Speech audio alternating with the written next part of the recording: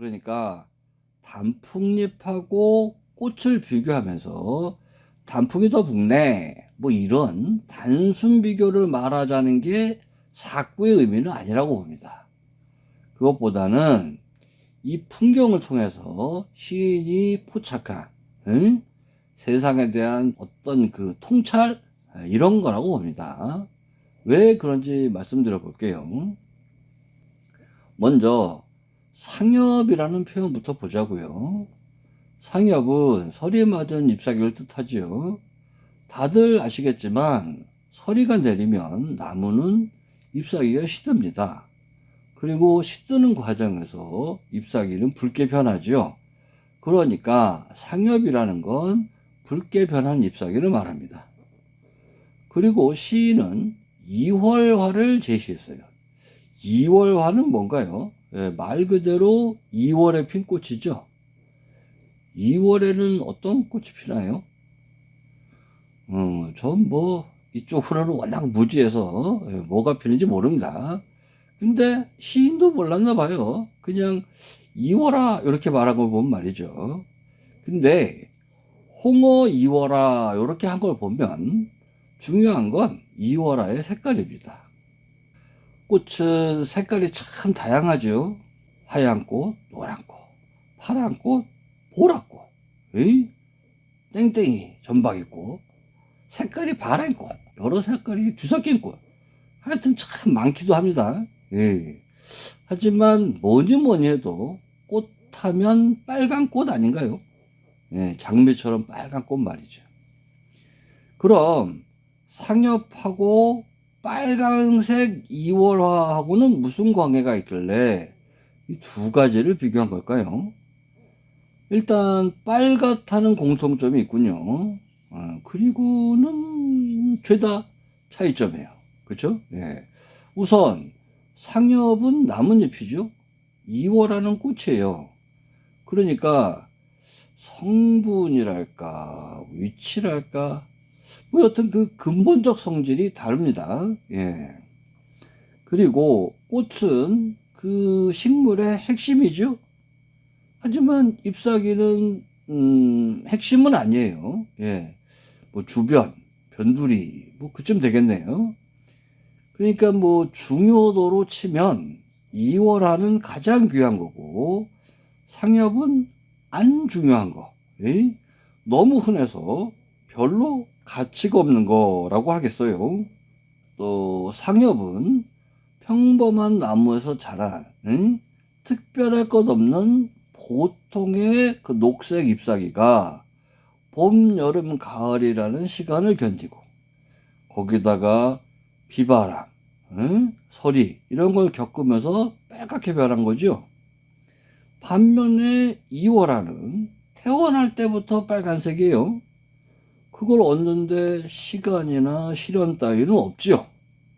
요컨대 상엽과 이월화는 둘 다 빨간색이지만 평범하고 중요하지도 않고 온갖 고생을 겪으면서 변한 게 상엽이다 라고 하면 특별하고 핵심적이고 타고날 때부터 결정된 것이 이월화다 이렇게 하겠죠. 예. 자, 이런 상태에서 시인은 상엽이 이월화보다 붉다고 했습니다.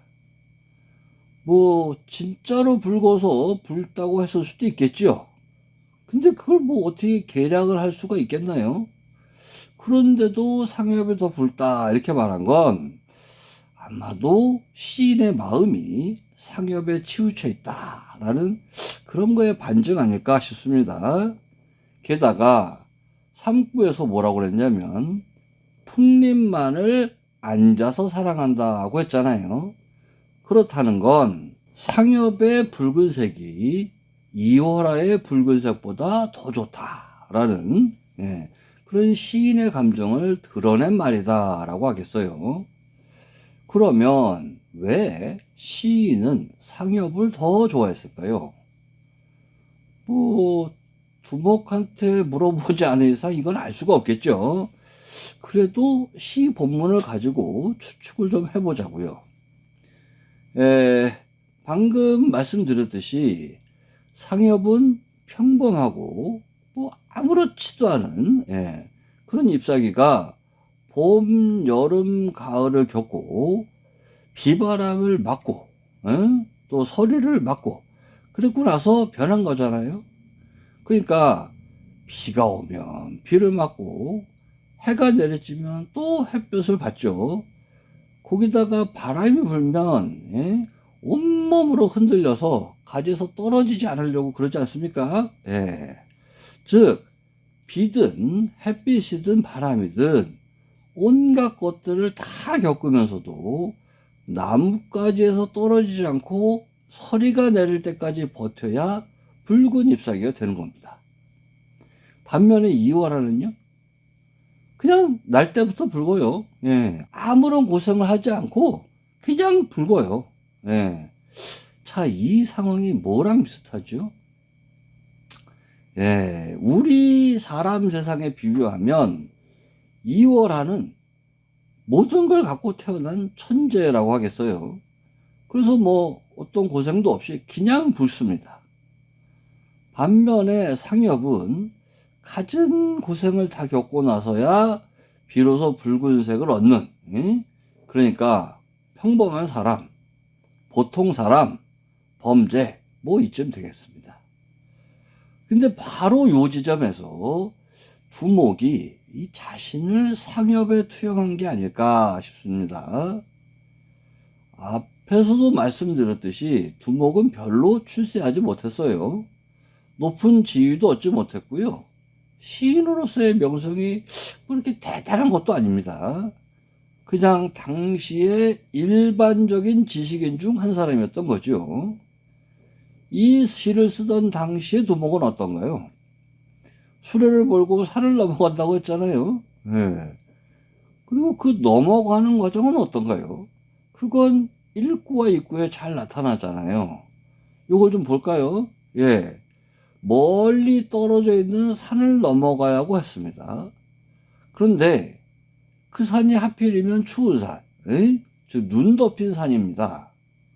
산이라는 건 그냥 넘어가기도 힘든 법인데 이런 상황이면 힘든 게 곱절이나 되죠.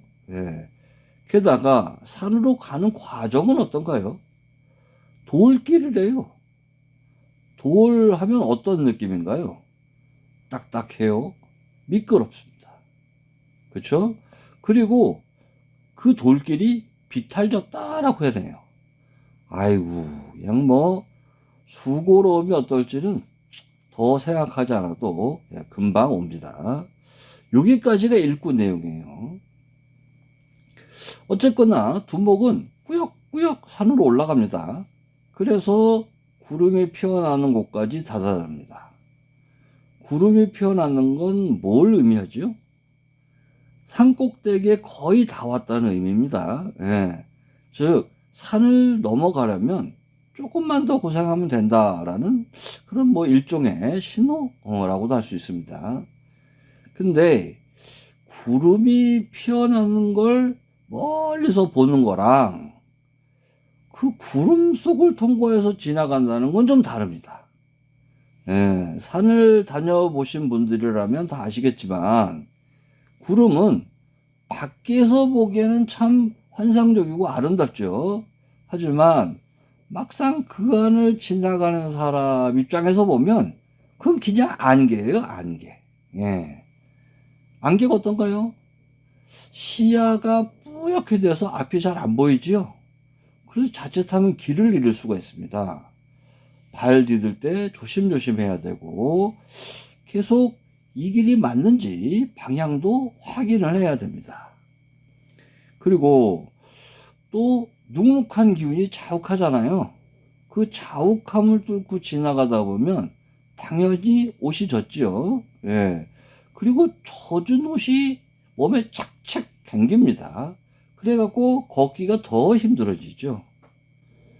그러니 뭐 고생 끝에 낙이 온다고들 하지만 고생해서 산 위쪽까지 추가라 올라갔더니 이번에는 온통 세상이 뿌연 그런 안개를 만난 겁니다. 그 안에 있는 사람한테는 고생이 더 심해진 거죠. 그런데 시인은 그런 길을 걷다가 문득 인가를 만납니다. 인가를 만나면 어떤가요? 일단 안심이 됩니다. 길을 잘못 들지 않은 거기 때문이죠. 또 음식을 좀 얻어먹을 수도 있겠지요. 그리고 무엇보다도 밤을 지낼 수 있는 곳이 생긴 겁니다. 특히나 수레를 몰고 갈 정도면 짐도 많고 사람도 많을 텐데 그 정도의 짐과 사람을 풀어놓을 곳이 산에는 별로 없겠죠. 근데 인가를 만나면서 그런 게 모두 해결됩니다. 겨우 쉴 곳을 찾은 거죠. 여기까지가 이구의 내용입니다. 이런 잠깐이지만 어쨌든 여유가 생기자 시인은 비로소 수레를 멈추고 주위를 둘러봅니다. 주위는 단풍숲입니다. 여기에 저녁 노을이 비쳐요. 저녁 노을은 붉은 단풍도 비추고 단풍을 마주하는 시인도 비춥니다. 즉 단풍과 시인이 저녁 노을이라는 하나의 세상에 함께 있는 겁니다.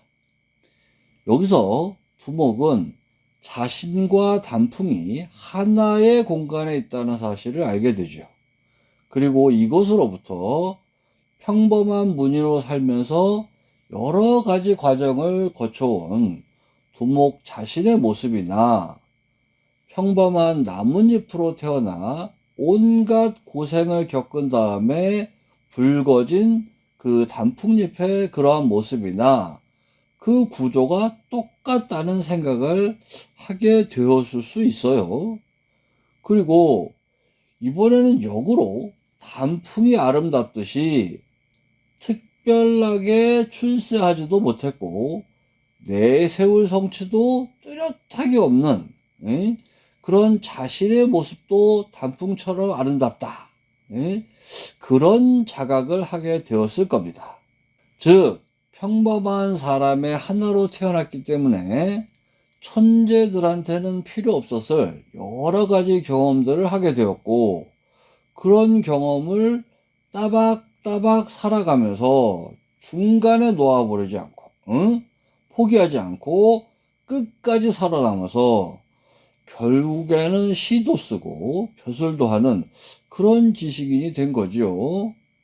물론 결과로서 만들어진 그 모습이 남과 비교해서 특별하게 우월하다거나 뭐 대단하다고 그렇게 말할 수는 없었을 거예요.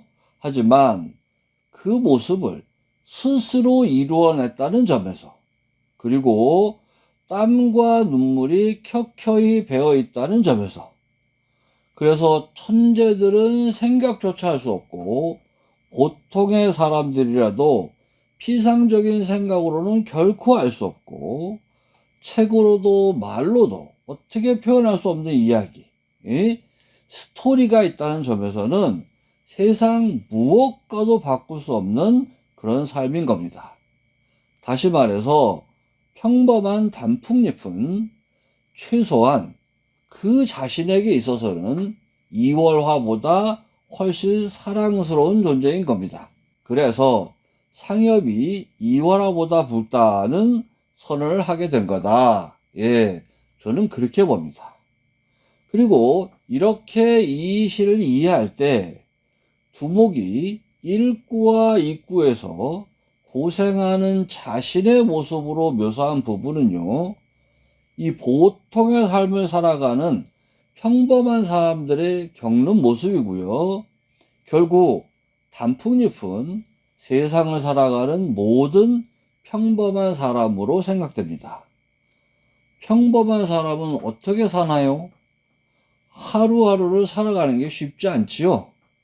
세상에 태클은 왜 그렇게도 많은지, 그 많은 태클들을 피하지 못하고 그냥 몸으로 겪어냅니다. 더우면 더운 대로, 추우면 추운 대로, 힘들면 힘든 대로 그렇게 겪어냅니다. 때로는 정신줄을 놓아버릴 만큼 힘든 태클도 있어요. 하지만 어떻게든 꾸역꾸역 버티고 삽니다. 버티는 과정도 그래요. 고비 하나 넘었나 싶으면 금방 또 하나가 닥쳐오고요. 고생고생해서 좀 쉴만하다 싶으면 그 상태가 또 오래가지도 않아요. 뭔가를 얻으려고 하면 어떤가요? 반드시 노력을 엄청 해야 됩니다. 근데 노력해서 어떤 결과를 내더라도 그게 너무 그렇게 훌륭하지도 않아요. 시행착오도 많고 헛짓거리도 많고, 에? 쉽게 갈 수 있는 것처럼 보이는 길도 결국엔 삥 둘러서 가고, 돌아보면 어찌 그렇게 어리석었나 후회도 됩니다. 하지만 말이죠, 그렇게 노력과 실패, 커다란 시행착오와 잠깐의 행복, 이런 게 점철된 삶을 살아내서 우리가 현재 이루어낸 모습들을 한번 돌아보자고요. 꽤나 근사한 사회를 이루고 있지 않은가요? 이것저것 다 떠나서 말이죠. 우리의 민주주의만 보더라도 그래요. 영웅이나 천재가 중심이 되었던 과거의 그 어떤 사회적 시스템보다 지금의 민주주의가 더 사랑스럽지 않은가요? 물론 지금 민주주의에도 여전히 많은 문제점이 있고요. 고쳐 나가야 할 부분들도 많습니다. 때로는 후퇴하기도 하고요.